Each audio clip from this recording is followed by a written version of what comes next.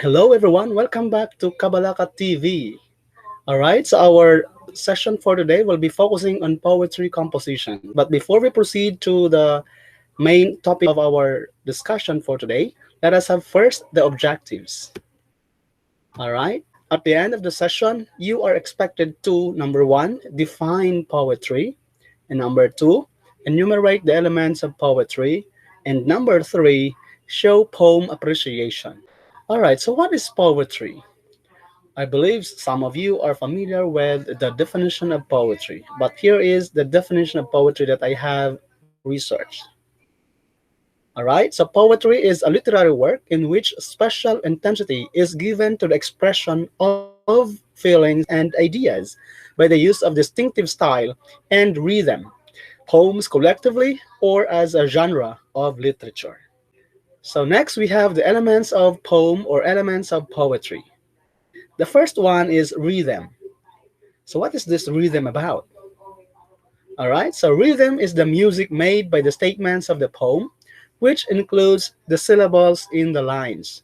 This pertains to the stressed and unstressed syllables, the strong and the weak syllables, wherein we are noticing that if we are going to read the poem aloud, okay? And number two element is the meter. This is the basic structural makeup of the poem, the structure, for example. Okay? So, do the lines have the same structure or do the lines have the same meter? All right? Is it observing a iambic pentameter just like a sonnet? All right? Number three, we have the stanza. So in prose, we call it stanza as paragraph, but in poetry, we call it as stanza. Stanza in poetry is defined as a smaller unit or group of lines or paragraph in a poem. A particular stanza has a specific meter, rhyme scheme, and etc. So there are many stanzas, right? So stanzas are sometimes divided into different, combinations of lines. Sometimes a stanza is made up of two lines, which we call it as a couplet. And if it is three lines, if it is composed of three lines, we call it as a tercet. And if it is composed of four lines, we have quatrain, I mean. And if it is composed of five lines, it is called as cinquain. If it is composed of six lines, we have sestet, and seven lines we have septet, and eight lines. I mean, we have octave, and so on. So there. Another element of poetry is the rhyme. So rhyming words. This one talks about the rhyming words. A poem may or may not have a rhyme. All right. So when you write poetry that has rhyme, it means that the last words or sounds of the lines match with each other in some form. Rhyme is basically similar sounding words like cat and hat, clothes and shows, house and mouse, etc. So, however, in free verse poetry, though does not follow this system. So, in free verse poetry, the rhyming words are not followed, for example. Okay, so there. What about the rhyme scheme? So the rhyme scheme is another element of poem. So a rhyme scheme as a continuation of rhyme. The rhyme scheme is also one of the basic elements of poetry. In simple words, it is defined as the pattern of rhyme. So in a sonnet, for example, if you're going to plot the rhyme scheme of a Shakespearean sonnet, you would find there that the rhyme scheme would be for the first quatrain would be A B A B, and then for the second quatrain you have C D C D, and then for the third quatrain you have E F E F, and then G G. All right, so that's for a Shakespearean sonnet.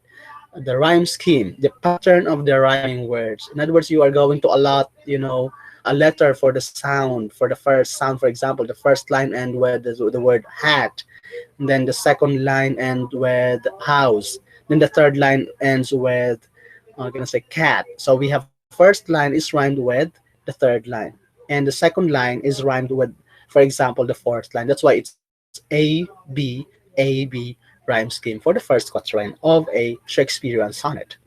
All right. So the next element of poem is a theme. So this is what the poem is all about. The theme of the poem is the central idea that poet wants to convey. So it's the main gist of the poem. The poet, for example, or the poetess has his or her own main idea before writing a poem or before writing, I'm gonna say poetry, all right, or poem. Okay, so there. Another element is the symbolism. So what is the symbolism all about? Often poems will convey ideas and thoughts using symbols. A symbol can stand for many things at one time and deals the reader out of a systematic and structured method of looking at things. So, for example, if you're going to use a white dove to symbolize peace in your poems, then you may use it that one, the word white dove, which symbolizes a peace, for example. All right. So there, the word rose, all right? The word rose, if it is used in your poetry, would be symbolizing, for example, compassion and care, concern or love to your special someone. And then last but not the least, the imagery. One of the elements of a poem is this imagery. So what is this imagery all about? This one is also one of the important elements of a poem. So this device is used by a poet, by the poet or poetess, for readers to create an image in their imagination. You take notice that you are going to use five senses in your composition or in your attempt to write your own poem. If you're going to produce an image, for example, you have to make sure that you have tapped the five senses. All right? So there. Now, I'm going to share to you my haiku composition as well as the Tanaga composition. So these are all my original compositions. All right, so here they are. All right, the first haiku, sleeping with the moon, my heart ponders much a thought, melody of sun. All right, so there. And then the second haiku composition that I have here is wild lightning, wild light, hit a tree with all your might, thunder clapping tide. See? All right, so I believe this is not a very difficult to compose because it's composed only of three lines. The first line is composed of five syllables, and the second line is composed of seven syllables, and the third line is composed of five syllables. So if you're going to have the composition of a haiku, it's very easy. But you take notice that haiku is making use of the nature, okay? Nature. You may not use, for example, rhyming words in composing your own haiku.